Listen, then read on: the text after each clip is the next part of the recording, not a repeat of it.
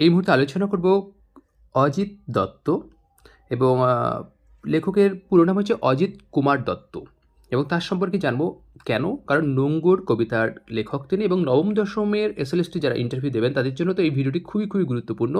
এছাড়াও যারা কবি অজিত দত্ত সম্পর্কে জানতে চান তাদের জন্য এই ভিডিওটি খুবই গুরুত্বপূর্ণ। তো আলোচনা শুরু করার আগে ছোট্ট রিকোয়েস্ট, আপনারা ভিডিওটি পুরোটা দেখুন এবং এই ভিডিওটি যদি ভালো লাগে একটু অন্যদের মাঝে শেয়ার করুন। তো যাই হোক, প্রথম বিষয় একটু আমরা দেখে নিই যে অজিত দত্তের সম্পর্কে। দেখুন, 23শে সেপ্টেম্বর 1907 খ্রিস্টাব্দে জন্ম আর 30শে ডিসেম্বর 1979 খ্রিস্টাব্দে মারা যান। আচ্ছা, লেখকের বিখ্যাত উক্তি কি যে আমি সেই ব্যর্থ কবি যারে শুধু শুনেছে দেবতা। তাহলে এই লাইনটি কিন্তু খুব গুরুত্বপূর্ণ যে আমি সেই ব্যর্থ কবি যারে শুধু শুনেছে দেবতা। এবার লেখকের সম্পর্কে একটু আমরা ধারণা নিই। দেখুন, জন্ম ও পরিবার। অজিত দত্ত 1907 সালে ঢাকার বিক্রমপুরের এক অভিজাত পরিবারে জন্মগ্রহণ করেন। পিতার নাম হচ্ছে অতুল কুমার দত্ত, মায়ের নাম হেমনলিনী দেবী, আর স্ত্রীর নাম উমা রায়, আর কবির ডাক নাম টুনু, আর ছদ্মনাম হচ্ছে রৈবতক, আর উপাধি ওয়াল্টার পেটার, এবং এই আখ্যাটা দিচ্ছেন সজরীকান্ত দাস। তাহলে আপনাদের এখান থেকে কিন্তু অনেকগুলো তথ্য জানতে পারলেন, সেগুলো খুবই খুবই গুরুত্বপূর্ণ। সেটা হচ্ছে দেখুন, লেখকের ডাক নাম তাহলে পেলাম টুনু, আর ছদ্মনাম হচ্ছে রৈবতক, আর উপাধি হচ্ছে ওয়াল্টার পেটার। এখান থেকে কিন্তু আপনাদের প্রশ্ন ধরতেও পারে।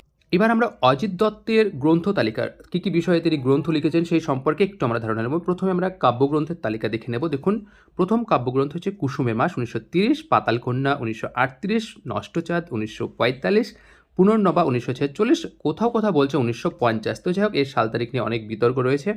ছড়ার বই 1950, ছায়ার আলপনা 1951, জানালা 1959, সাদা মেঘ কালো পাহাড়, তাহলে সাদা মেঘ কালো পাহাড়, আর শ্রেষ্ঠ কবিতা 1970। তাহলে এগুলো হচ্ছে তার কাব্যগ্রন্থ।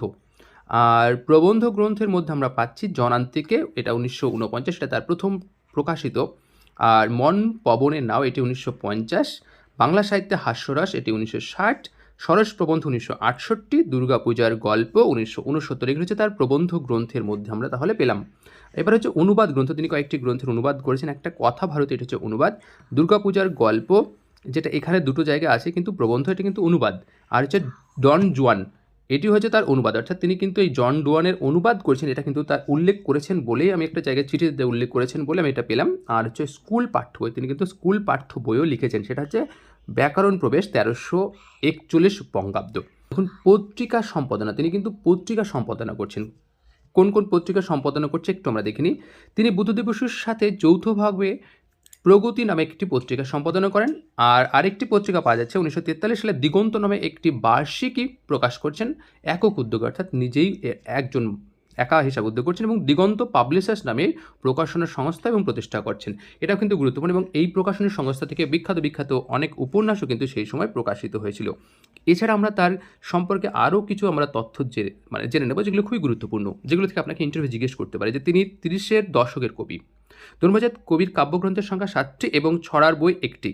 কবির প্রথম কাব্যগ্রন্থ কুসুমের মাস, তখন কবির বয়স 23, এবং এটি প্রেমের কবিতার বই এবং নায়িকার নাম হচ্ছে মালতী, অর্থাৎ এই কাব্যগ্রন্থের নায়িকার নাম হচ্ছে মালতী। কবি দ্বিতীয় কবিতার বই হচ্ছে পাতাল কন্যা, এই কাব্যটির সমালোচনা করছেন সৌরীন্দ্র মিত্র।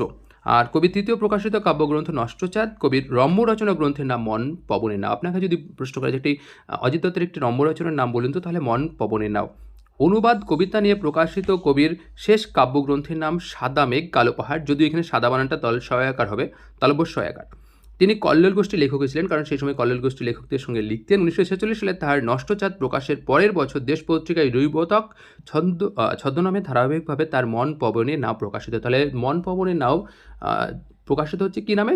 রৈবতক ছদ্মনামে।